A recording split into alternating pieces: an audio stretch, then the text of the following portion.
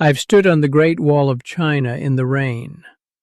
I've watched the sun come up over the Serengeti with a cup of coffee going cold in my hand because I forgot I was holding it.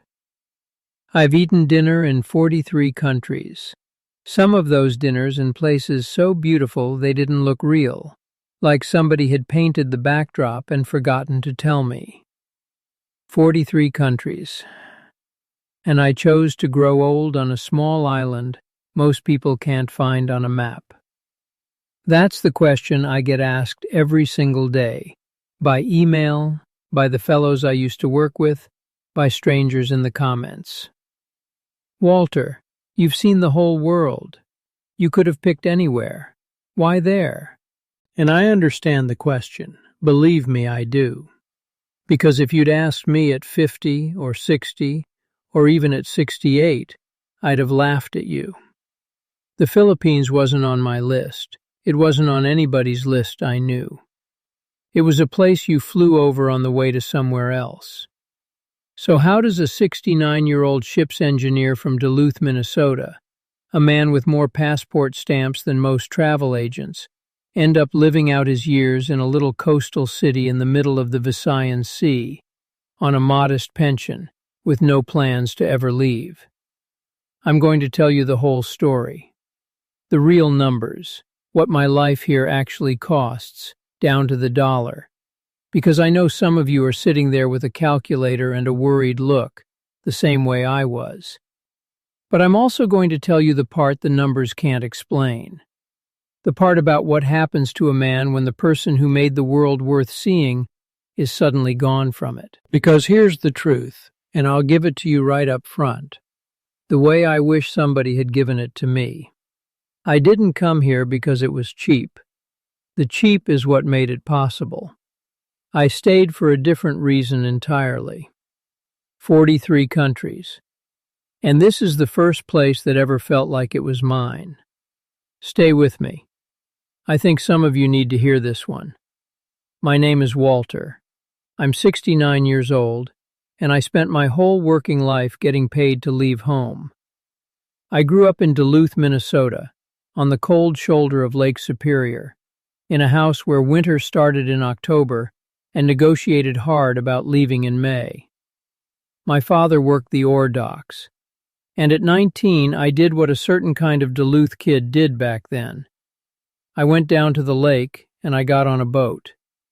Started as a wiper in the engine room, worked my way up over the years to ship's engineer.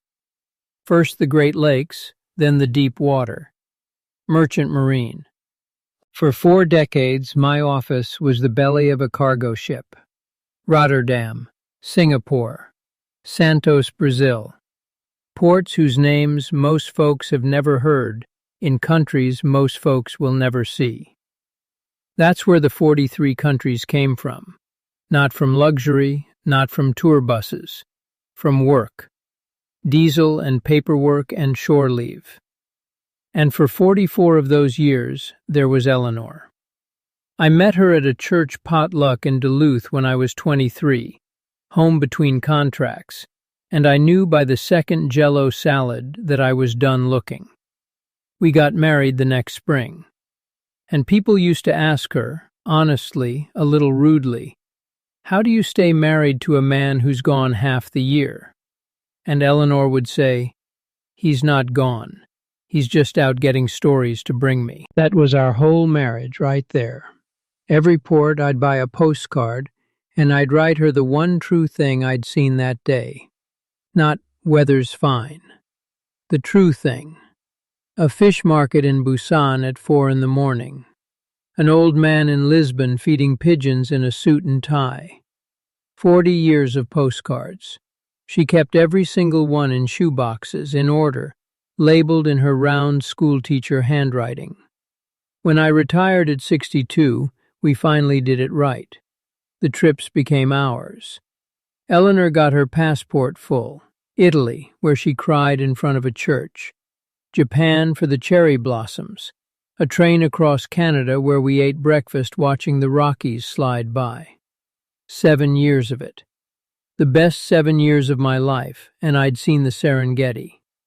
Then one ordinary Tuesday in March, Eleanor sat down in her chair after lunch, said, "Walter, I feel a little funny," and closed her eyes. Heart. No warning, no chance to fight, no goodbye that we knew was a goodbye. The paramedics were kind and fast, and it did not matter. 44 years, and it ended in the time it takes to rinse 2 coffee cups. I'm not going to pretend I remember the funeral. I remember Susan, my daughter, holding my arm like I might fall over. Maybe I might have. And then, friends, I did the only thing I knew how to do. The thing I'd trained for my whole life.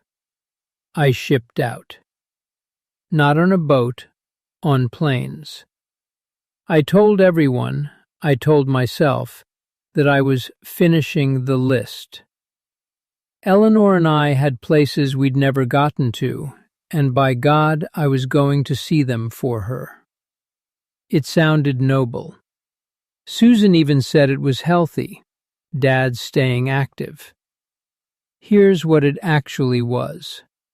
It was a man running. Vietnam, Morocco, Portugal, Argentina, Australia, New Zealand. The stamps kept coming, 40, 41, 42, and I have to tell you something shameful about those trips, something I've never said out loud until this video. I don't remember them. Oh, I have the photos. I can prove I was there. But I stood in front of the most beautiful sights on this earth, places Eleanor would have gasped at, and I felt nothing. Nothing. I'd look at a sunset that belonged on a postcard, and my hand would actually move toward my pocket, 40 years of habit, reaching for a pen. And then I'd remember there was nobody to send it to. You can be everywhere, friends, and still be nowhere at all.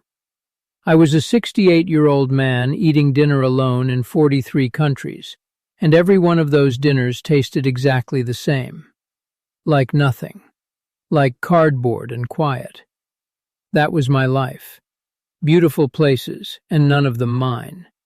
Until a canceled flight in a city I never meant to visit. I want you to understand, I did not choose the Philippines. The Philippines was an accident, a scheduling error. 12 hours that were supposed to be a nuisance. I was routing from Australia back toward the States, trip number 43, another list checked, another nothing, with a connection through Manila. Typhoon out over the Pacific somewhere, flights scrambled, and a gate agent with tired eyes handed me a hotel voucher and said, "Sir, tomorrow na lang. Tomorrow." Overnight in Manila. I was annoyed. I remember being annoyed, which is funny now, being annoyed at the hinge your whole life turns on. Outside the terminal there was a shuttle van, and the driver was a fellow about 50, stocky, with a toothpick and a Hawaiian shirt. Name of Ramon. He took one look at me, and I know what he saw, because I'd seen it in hotel mirrors for 2 years. A tall, gray, hollowed-out American with a carry-on and no particular reason to be anywhere. And Ramon did not treat me like a passenger. I can't explain it any better than that. 8 minutes to the hotel, and in 8 minutes he'd asked where I was from, whether I'd eaten, if I had children, and brisk, I still don't know how he got there so fast. Brisk, whether I was traveling alone. And when I said yes, alone, he didn't do the polite wince Americans do. He just nodded like it was a problem to be solved and said, "Sir, my shift is finished at 8. My family is eating near here. You come. My wife cooks too much rice, always." Now, I'm a Minnesotan. We don't go to dinner with strangers. We barely go to dinner with relatives. I said no thank you twice. I went. And that night, in a little open-front eatery with plastic chairs, a fan blowing warm air around, and somebody's karaoke drifting in from down the street, I sat with Ramon, his wife Lita, two of their kids, and a grandmother who spoke no English but kept putting food on my plate anyway. Kain, kain, eat, eat. And friends. Something cracked open in my chest that had been sealed shut for 2 years. They laughed loud. They asked about Eleanor. Ramon asked straight out, "Your wife, sir? She passed?" And when I got quiet, nobody changed the subject in a panic. Lida just touched my arm and said, "She travel with you parin, still." And then the grandmother put more rice on my plate, because in this country, that is a complete sentence of sympathy. I walked back to that airport hotel at 11 at night, full of food I couldn't name, and I realized I was smiling. Alone, on a sidewalk in Manila. Smiling. The next morning, I did something I had not done in 43 countries. I went to the desk and paid to stay 3 more days. Not for a temple, not for a view, just to see if that warmth was real or if I'd imagined it. It was real. It was everywhere I looked. I flew home to Duluth, and Duluth did what Duluth does in November. It got dark at 4:30 in the afternoon. I'd sold our house the year after Eleanor passed, too many rooms full of her, and moved into a 2-bedroom apartment near the lake. $1,600 a month, and that was considered a fair deal. I'd sit there in the evenings with the heat ticking and the television murmuring, and I could not stop thinking about a plastic chair in Manila and a grandmother saying, "Kind." Now, I spent 40 years as a ship's engineer, and an engineer does not make decisions on warm feelings. Warm feelings are how boilers explode. So I did what I've done my whole life when something seemed too good to be true. I got a yellow legal pad, sharpened a pencil, and set out to prove it wrong. Column 1. What my life in Duluth actually cost. Rent, $1,600. Heat and electric, $250 in winter. Health insurance supplements and out-of-pockets, close to $400 a month. And that's with Medicare for a healthy man. Car, insurance, gas, groceries that seem to cost more every single week.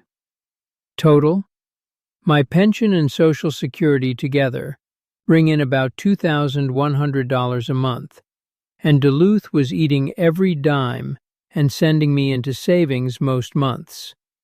At 69, after a lifetime of work. Some of you know that arithmetic personally. It's a quiet kind of frightening, isn't it? Nobody mugs you. The mailbox just slowly does it instead. Column 2. The Philippines. I went in as a skeptic, hunting for the catch. Expat forums, cost of living sites, YouTube fellows walking through markets with cameras. I ignored the dreamers and found the accountants. Retired guys posting actual monthly budgets with receipts. 1-bedroom apartments in decent cities, $300 to $400. A doctor's visit, $20. A full meal, $2, $3. Whole comfortable months, rent included, $1,300, $1,400. And then the visa, because I assumed that would be the catch. It wasn't. There's a program called the SRRV, the Special Resident Retirees Visa, built exactly for people like me. A deposit, some paperwork, proof of pension, and you're a legal long-term resident. The engineer and me checked it 3 times through 3 sources. Friends, I sat back from that legal pad and said out loud to an empty apartment, "The math works." The math didn't just work. The math left money over. I hadn't seen money left over since Eleanor's funeral bills. Then I told my daughter. Susan is 51, sharp as a tack, and she inherited 2 things from her mother, her eyes and her total inability to soften an opinion. She drove up from Minneapolis and sat across my kitchen table, and it went about like this. Dad, you're 69. You've spent a grand total of 4 days in that country. You don't know the health care, you don't know a soul, and it's on the other side of the planet. What if you fall? What if your heart? And she stopped, because we both knew whose heart we were really talking about. Then she played the card I couldn't answer, quiet, not angry. I already lost Mom, Dad. I can't watch you disappear over some ocean too. I didn't have a speech. I just had the truth, so I used it. I said, Sweetheart, I've been disappearing right here in this apartment for 2 years. You've watched it. At least over there somebody noticed I was in the room. She cried. I nearly did. She still thought I was wrong. I booked 1 month in the Philippines anyway. Not a move, a scouting trip. An engineer's sea trial. Go, measure, verify, come home with data. That's what I told Susan. That's what I told myself. 1 month. You already know how that turned out. Here's something they don't tell you about being 69 years old. You can still scare yourself as badly as you could at 19. The equipment still works. The flight over is a long haul, Minneapolis to Tokyo, Tokyo to Manila, then a puddle jumper south. And somewhere over the Pacific, 10 hours in, cabin lights down, everybody around me asleep, it arrived. Not worry, panic. The genuine article, heart going, hands damp, that cold elevator drop in the stomach. What have you done, Walter? Because look at it from the outside. A widower, 1 year shy of 70, with a suitcase and a legal pad, flying toward a country he'd spent 4 days in, against the pleading of his only daughter, chasing what? A dinner? A feeling? A plastic chair in Manila? I sat there in the dark doing the cruelest math there is, the what-if math. What if you fall? What if the money's wrong? What if you get there and the warmth was just pity for a sad old tourist and you end up alone anyway, just alone and far? I gripped that armrest like it was a railing in heavy seas. 40 years on ships, I've been through storms that put green water over the bow, and I'd have traded that seat for any one of them, because on a ship at least, I had a job to do.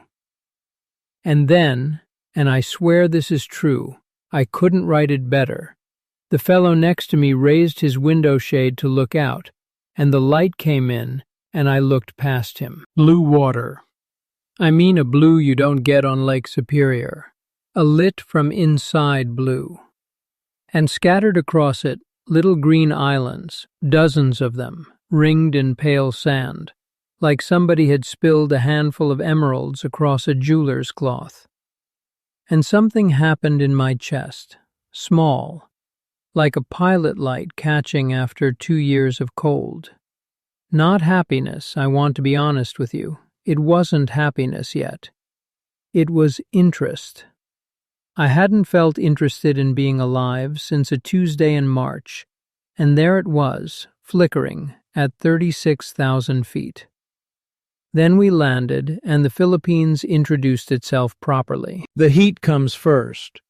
You step out of that airport, and it's like walking into a wet towel that somebody warmed up special for you.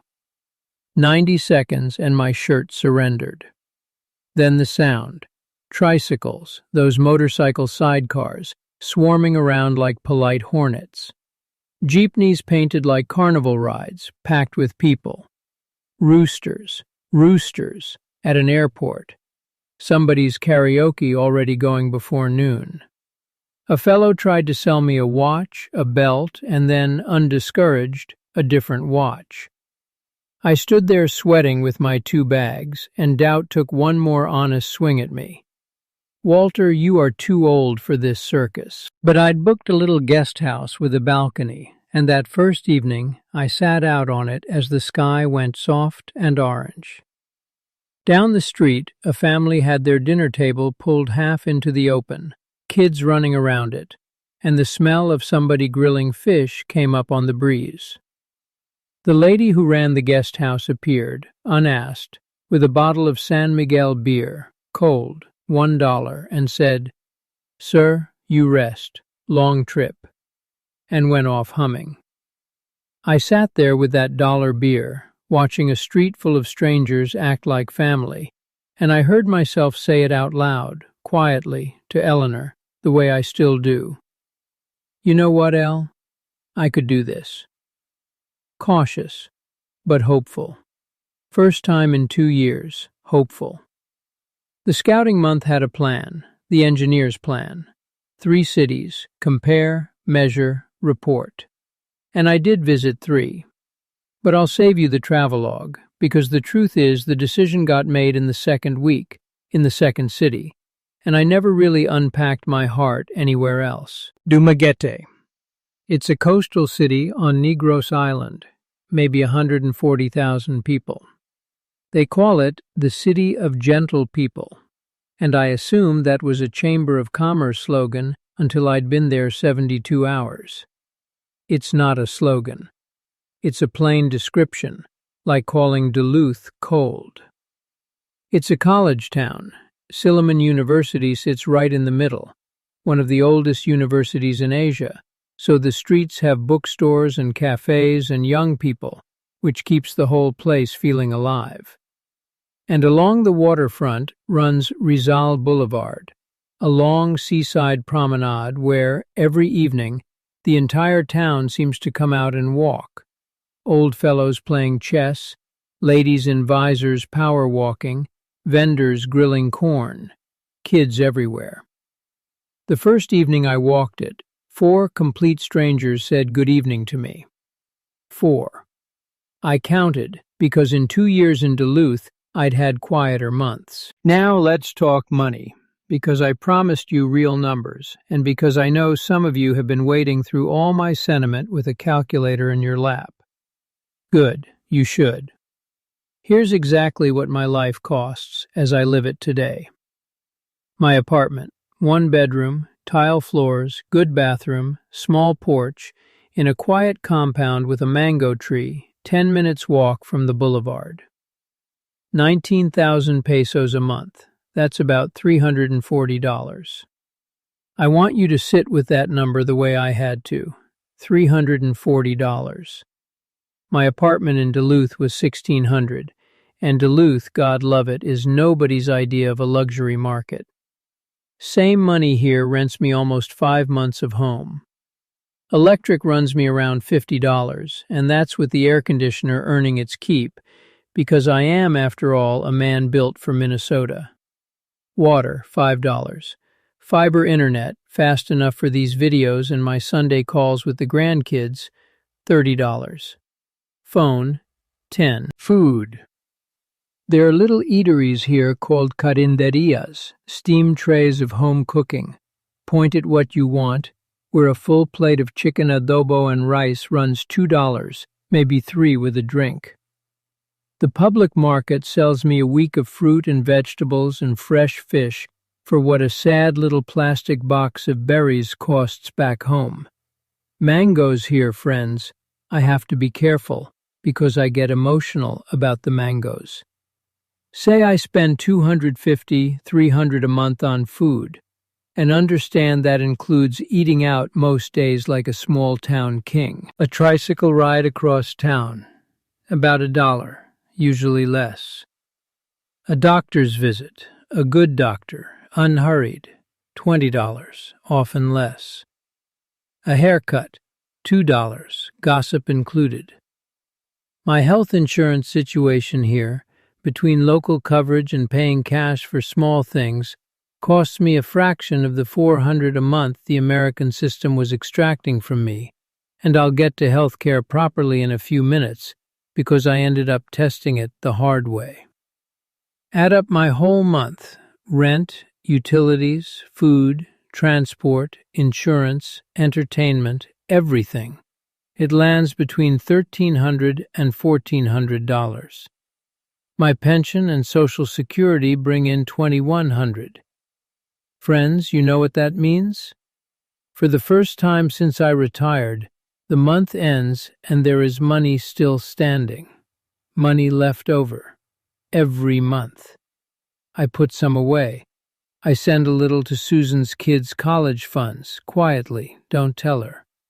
I bought a decent fishing rod. And here's the reframe I want to leave you with, because the phrase living cheap is doing a lot of dishonest work in the retirement conversation back home. I am not living cheap. I live better than I did in America. I eat fresher food, see doctors sooner, get out every single day, and carry exactly none of that end-of-the-month dread. On a ship's engineer's pension, in America, I was slowly going broke in a one-bedroom apartment, alone.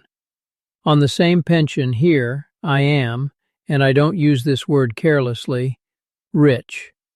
Not in dollars, in margin, in ease, in room to breathe. It took me 43 countries to learn the difference. But now I have to tell you the real reason I stayed. Because if it were just arithmetic, this would be a spreadsheet, not a story. And there are cheaper places than this on Earth. I checked. The engineer always checks. I stayed because of what happened in the second week of that scouting month, and what has kept happening every day since. Next door to my apartment lives a nurse named Ingrid, mid-40s, works the surgical ward at the hospital, raising a teenage son, sends money to a sister in Manila, and still, somehow, appeared at my door in my first week with a covered plate, because her mother, who lives with her, had cooked too much. Her mother has cooked too much, by my count, approximately 300 times since. I tried to pay, once. Ingrid looked at me the way you'd look at a man who tried to tip his own grandmother. Never again. Now I bring the mangoes, and honor is preserved on both sides. Across the hall is an older couple, Nilo and Faye. He's a retired school teacher. She ran a sari store, one of those little window front shops, for 40 years. Nilo beat me at chess 11 straight times before I won one, and I genuinely believe he threw that one out of hospitality. And then there are the boys. Every morning at 7, at a little coffee place near the boulevard, a table assembles. A couple of local retirees, an old fisherman named Bado, a widowed professor from Silliman, a German named Klaus, who washed up here 20 years ago and never left, and me. The coffee could strip paint off a hull. The agenda is roosters, basketball, politics, and whose knee is worse, Bado's, but he lies. Nobody's in charge. Nothing gets decided. And here's the thing about that table, the thing I need you to understand. In my third month, I skipped a morning. Nothing serious, just a bad night's sleep. By 9:30, Ingrid was knocking on my door. The boys had asked her to check on me. I stood in that doorway, 69 years old, and had to work to keep my composure. Because I had spent 2 years in Duluth, my hometown, my country, my language, where I could have gone quiet for 2 weeks before anyone thought to knock. And here, on an island on the far side of the world, among people I'd known 90 days, my absence at a coffee table triggered a welfare check before 10 in the morning. That's this place. My electrician charged me $5 to fix the air conditioner and stayed an hour to talk fishing. The market lady waves off the bill when I'm short, "Pay tomorrow, sir," and means it. When there's a birthday within 100 yards, I am invited, fed, and eventually handed a karaoke microphone, and my performance of Rhinestone Cowboy is now, regrettably, a neighborhood tradition. 43 countries, friends. I stood in the world's great cities and its famous ruins, its beaches and cathedrals, and I was a visitor in every one, welcomed, tolerated, invisible. It took me until 69, on an island most people can't find on a map, to learn what I'd actually been searching for through every one of those departure gates. It was never a view. Eleanor was my belonging, and when she went, I went looking for a replacement in geography. Geography doesn't have it. People have it. Here, you're never the only one in the room. Even alone in my apartment, I'm not alone. I'm just between visits. That's the whole secret of this place. That's what the brochures can't print. Now, a quick pause, because every week my inbox fills with the same questions. Walter, how exactly does the visa work? Which cities did you compare? What about healthcare, banking, the mistakes?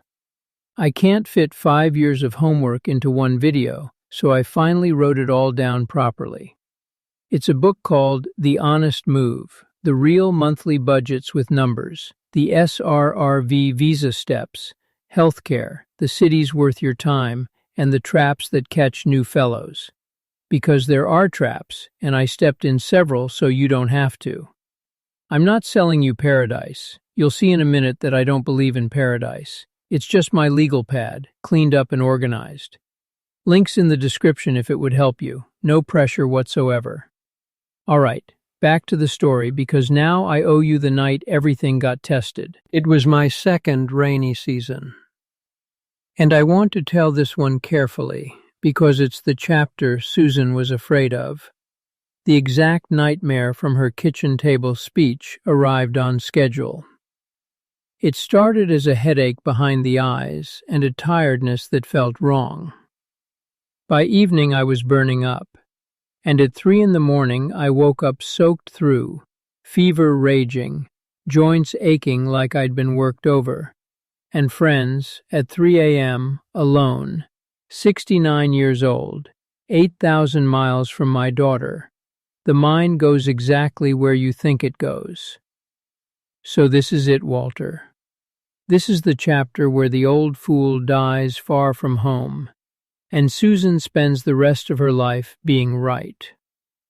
I lay there doing that terrible dark arithmetic, and then I did the thing that saved me, the thing that 2 years earlier I'd have been too proud or too frozen to do at 3 a.m.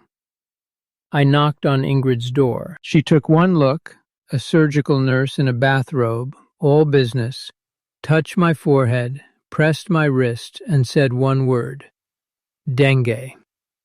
Mosquito fever. Then, before I'd finished apologizing for the hour, her son was flagging a tricycle, and Ingrid was riding to the hospital with me, in the rain, at 3 a.m, like it was the most ordinary errand in the world. Silliman Medical Center. Here's what happened, and I want every worried son and daughter watching this to hear it plainly. I was seen within the hour. Blood test confirmed dengue. A young doctor, calm, thorough, perfect English, explained everything. Fluids, monitoring, watched the platelets. They kept me a night for observation, IV in my arm, nurses checking on me so often. I finally asked one if I was their only patient. She laughed. I wasn't. It's just how they do it. Ingrid stayed until sunrise. By noon, word had traveled the way it travels here, and my hospital room turned into a reception line. Nilo and Faye with fruit, Bado the fisherman with dried fish, for a fever, God bless him. 2 of the coffee boys arguing about basketball across my bed. The nurse had to shoo them out at 8. The bill. One night, tests, IV, medicines, doctor. $52. I've paid more than that to park near an American hospital. And here's the part of that night I actually came to tell you. The evening I got home, weak and grateful, Nilo came across the hall and sat with me on the porch. And I said something out loud I'd been carrying for 3 years. I said, Nilo, sometimes I feel guilty, being happy here. Like every good day is a day I've stopped grieving her. Like I'm leaving her behind.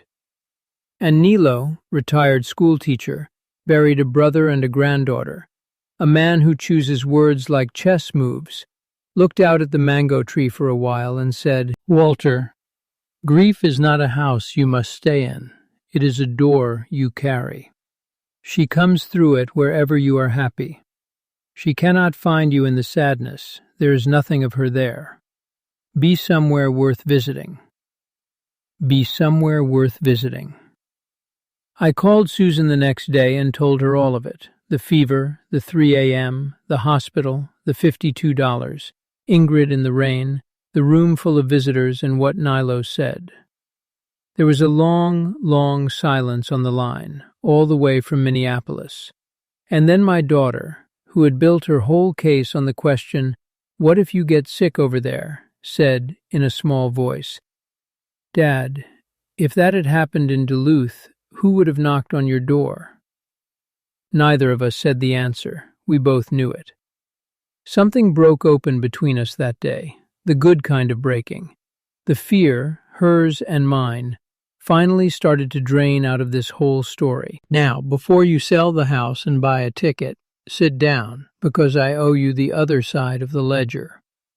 An engineer who only shows you the numbers that flatter his decision is called a salesman, and I'm not one. This place has real frustrations, and you deserve them straight. The heat is not a season, it's a resident. March through May it can sit in the high 90s with humidity that makes a Minnesota August feel crisp, and you will reorganize your entire life around it. Mornings and evenings are for living. Midday is for surrender and a fan. The rainy season means real rain, streets flooding ankle deep, plans canceled, a sky that commits fully to the job. The power goes out. Brownouts, they call them, said as casually as you'd mention a moody uncle. Sometimes announced, sometimes not. An hour, sometimes half a day. First one, I paced like a caged animal. Now I do what everyone does. Drag a chair into the shade and wait. Because a brownout here turns into an unscheduled block party. Somewhere near my house lives a rooster who believes with religious conviction that dawn occurs at 3:40 a.m. He has colleagues. They have solos. You will not defeat them. You will simply become a man who's asleep by 9, which, let's be honest, you were becoming anyway. Karaoke. Filipinos are the most naturally gifted singers on earth, and statistically, your neighbor's cousin's birthday will feature the exception, performing My Way at midnight with the confidence of a man headlining Las Vegas. Your options are rage or walking over and accepting a plate of lechon, and, inevitably, the microphone. Take the plate. The bureaucracy moves at its own tropical pace. Visa renewals, bank errands, bring a book, bring patience, bring photocopies of your photocopies. Come back tomorrow is not rudeness. It's a national literary genre. And yes, the walking dollar sign business. As a foreigner, you'll sometimes get quoted the tall American price. The tricycle fare doubles, the souvenir triples. It's rarely malicious. By local math, you are wealthy, and by local math, they're right. Learn the fair prices, smile, haggle gently, and let the nickels go. If a 50-cent surcharge can ruin your retirement, the problem was never the Philippines. So no, it's not paradise. Paradise is a brochure word. This is a real place, with sweat and floods and red tape and roosters. But friends, real is exactly what I wanted. I spent 2 years in comfortable, climate-controlled, efficient loneliness. I'll take the wet towel and the 340 rooster every day of the week as the price of a place where somebody knocks when I go quiet. Last February, Minnesota's cruelest month, Susan came to visit. 2 weeks. She arrived, I promise you, as an inspector. A suitcase, 1/3 granola bars, a list of questions, and the polite, braced expression of a woman prepared to find her father living in a hut and lead him home. I didn't argue my case. 44 years with her mother taught me better than that. I just handed her my days. Morning coffee, where the boys interrogated her like beloved uncles, and Beto told her, outrageous slander, that I cheat at chess. The market, where the mango lady took one look at Susan and declared her beautiful but too skinny, and buried her in fruit. Ingrid's mother's cooking. Nilo and Faye told her stories about me I don't remember earning. The boulevard every evening, that sky doing its slow trick, the whole gentle town out walking, greeting her by name by day 4. "Ma'am Susan," because of course they knew her name. They'd been waiting for her longer than she knew. On her last night, we sat on my porch under the mango tree, and my daughter was quiet a long while.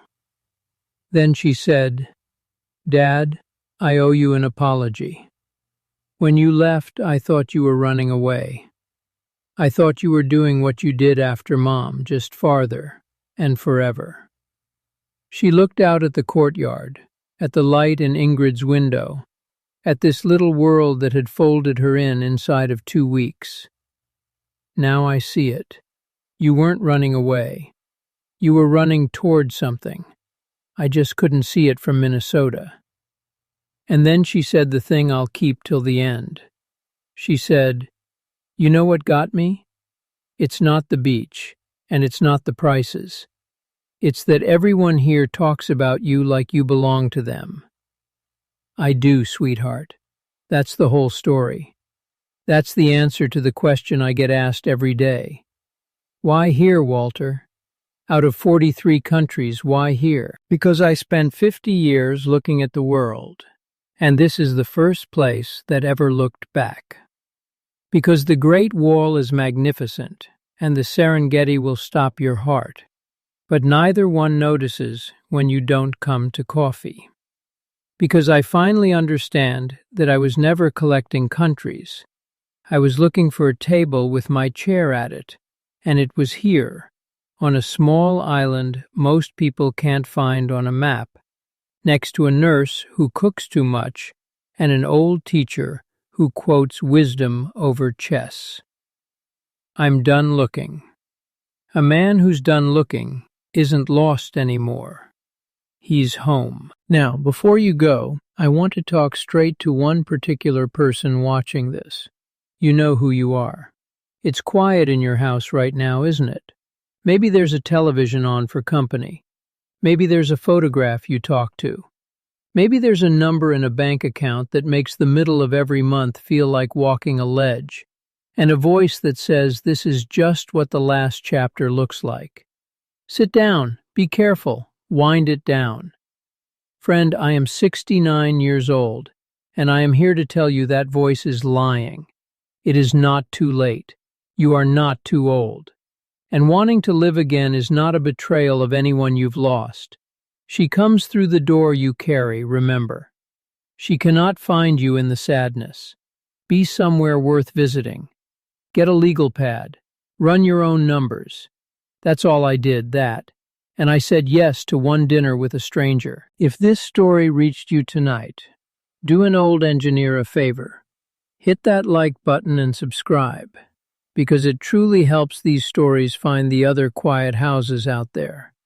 And there are more of them than you'd guess. Share it with somebody sitting in one. The book, The Honest Move, is linked below if you want the nuts and bolts, the visa, the budgets, the traps. And someday, come visit the Philippines.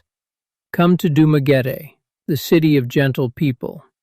Walk the boulevard at sunset and count how many strangers wish you good evening.